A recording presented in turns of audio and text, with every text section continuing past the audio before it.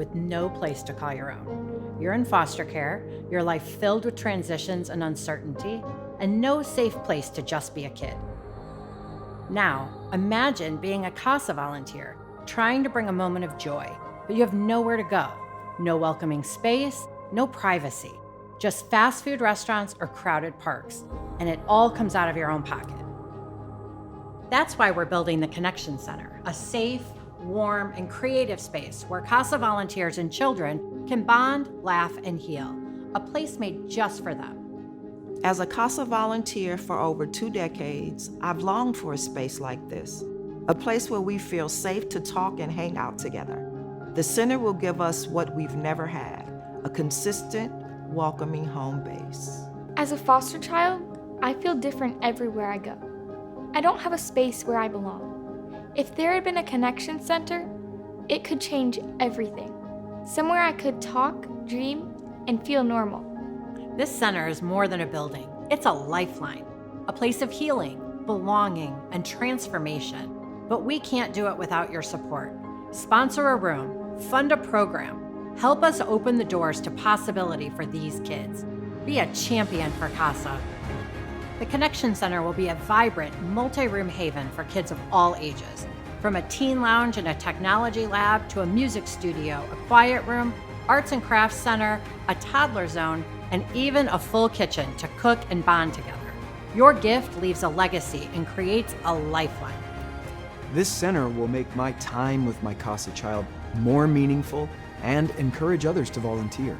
It's super hard to talk to my CASA in a coffee shop.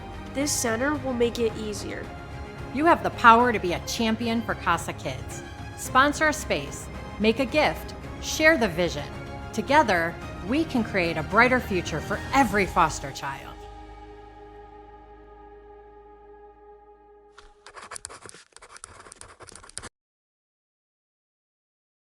This is going to be our welcome area. And so the welcome area is just going to have a reception area for us to check our kids in the morning when they come in and know who's in the center at all times.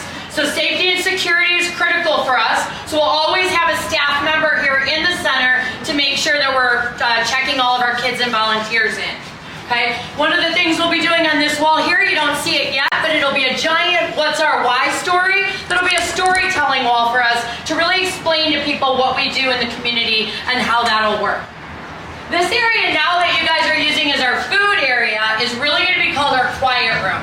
A quiet room is critical for our kids in care. Kids who are entering foster care are always coming in for one of 2 reasons, either abuse or neglect. And then abuse and that neglect is usually serious.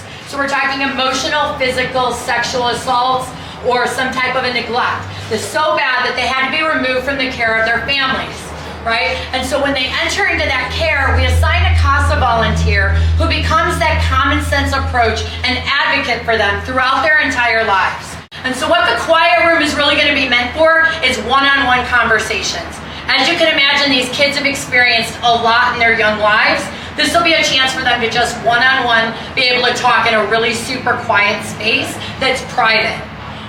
The reason this is important, I've been a volunteer now for 6 years, and I can tell you firsthand, I've had to sit in Starbucks before, or sit in a courtroom lobby, or things like that, and talk to a young girl about sexual abuse. It's really uncomfortable, especially when you got some creepy Joe sitting next to you, drinking his coffee and listening in. Right? And so you can imagine that's not safe for that child. It's not a comfortable feeling for any of us. So having this quiet room here is really critical for these kids to really process some of what they've gone through and just have that one-on-one time. The giving room is going to be just for volunteers. It will not be for kids. Kids will never come in here. And so what we're going to be doing is stocking this with essential needs that our kids have. So that might be toiletries and hygiene items. It might be school supplies. It might be toys and games. Right? Something that they tell their volunteer they're missing and they need in their lives.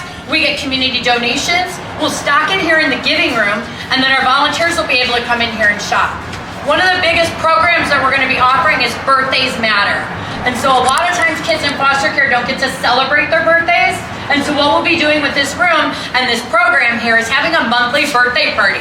So all kids born in the month of November will be able to come in and celebrate.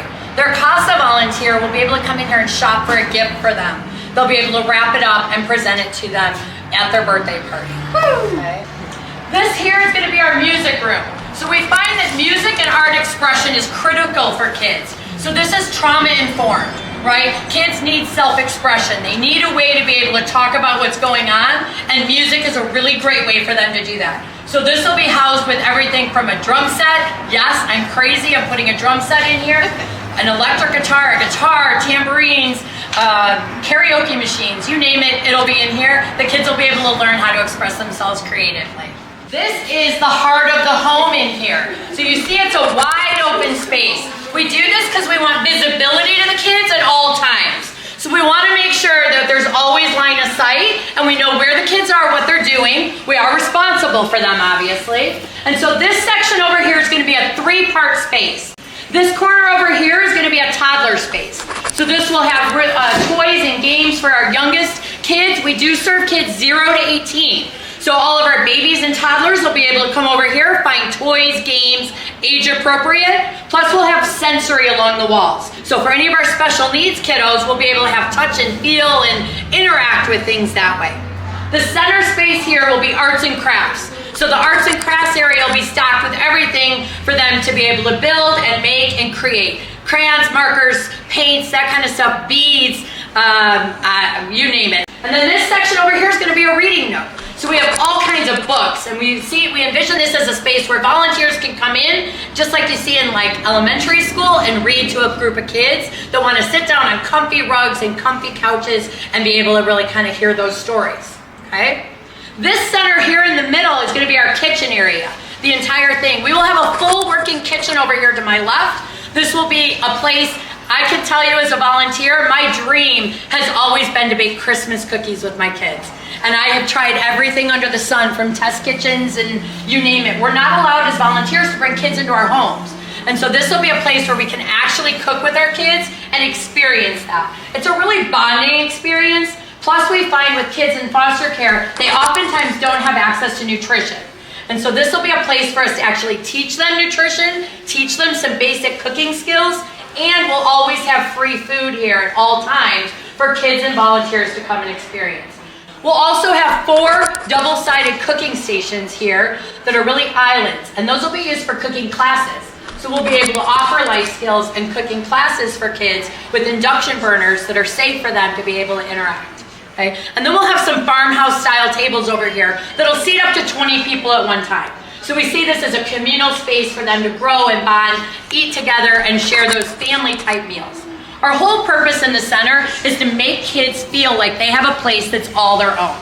Kids in foster care, the average child is in 5 homes.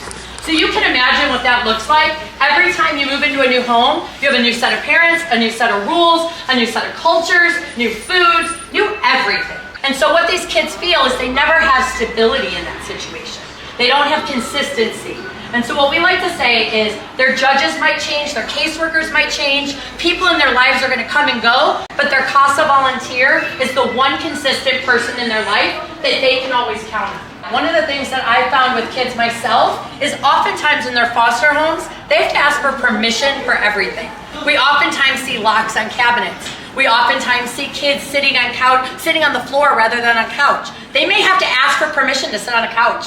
Right? So we take for granted some of these things with our own families and our own households. A lot of times these kids don't actually have that for themselves to make those choices. So when we look at the living room, for example, we want this to be a place where kids feel like it's theirs.